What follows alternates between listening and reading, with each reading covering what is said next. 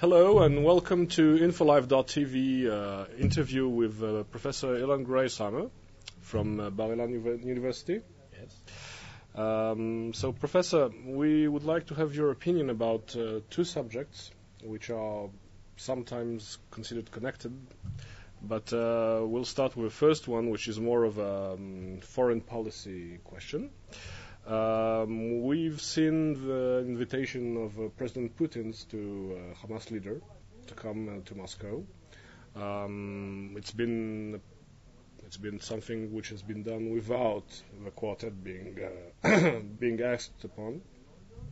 And what do you think motivated such a decision from on behalf of President Putin to do so? And we've seen also that France has been supporting this invitation. Do you think there's something connected about it, or is it something which is we should be afraid of in Israel? Well, first of all, I think that the invitation of the leaders of the Hamas to Moscow has been a tremendous surprise in Israel. I do believe that Israeli leaders thought that this unanimity of the quartet to ask Hamas to recognize Israel, to stop any violent action against Israeli civilians, and also to recognize former agreements between the Palestinian Authority and Israel, we thought that these conditions would continue for some time at least. I mean, some weeks or some months. And so it was really a very big surprise in Israel to learn that President Putin has disrupted this course of events and invited the Hamas. And of course, our government was in a very bad mood against that. And what we hope, and I think that that's what Ehud Olmert hopes, is that other countries will not follow the example of Russia and will not invite the Hamas leaders, because if, let's say, for example, Turkey or some other important country in Europe or elsewhere invites the Hamas leaders, so it is as if some countries would give their agreement to recognize Hamas as a legitimate authority. Yes. And that's something against which Israel wants to react.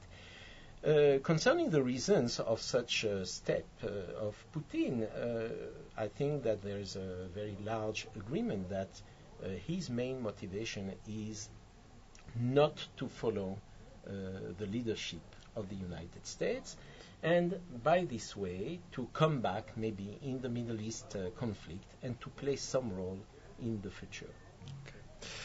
Okay.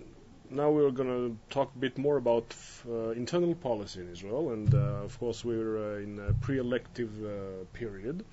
We've seen that the first official debates and conferences about the new election have started through the weekend, especially with Kadima's conference in Petah Tikva.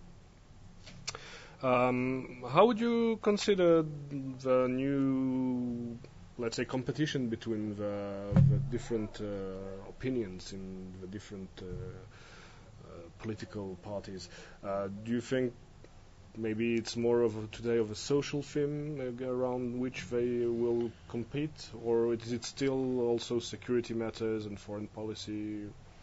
I do believe that internal matters are closely linked to foreign matters and foreign policy.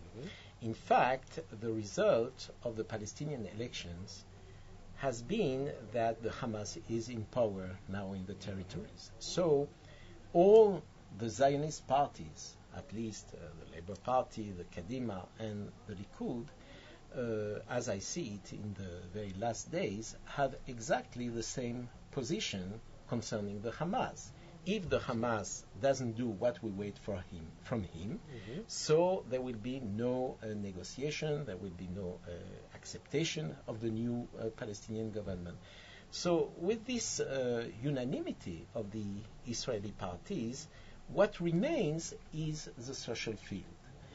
What remains for the Israeli parties is to compare their plans concerning the fight against poverty, the reduction of the gap between the rich and the poor in Israel.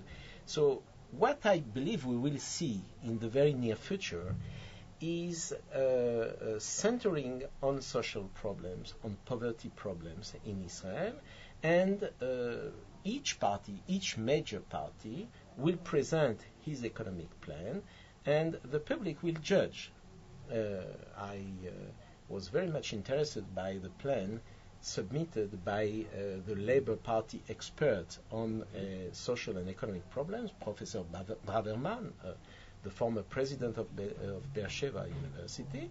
It's a very interesting plan, and especially, I would say, with a content which can be qualified as social democrat.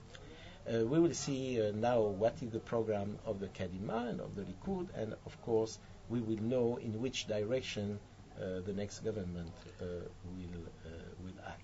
So, just one little question about the Labour Party exactly, because you tell us Professor Braverman has a more social democrat-oriented program. Still, we heard from Amir Peretz some declarations which might sound like very much declarations of, let's say, more left-wing than social democracy. Yes. I think it represents various trends within the Labour Party. Of course, it's obvious that the former head of the Histadrut, Amir Peretz, is probably more radical than other personalities of the party, because Braverman, for example, spoke about Tony Blair as an example, and even he gave the name of Clinton. So this is not very radical, this is not very leftist. What I believe is that within the Labour Party coexist these different trends, and we will see which trend will be probably the one which will succeed. Professor Greislammer, I thank you for your intervention, and thank you very much for following the InfoLive TV debate and interview.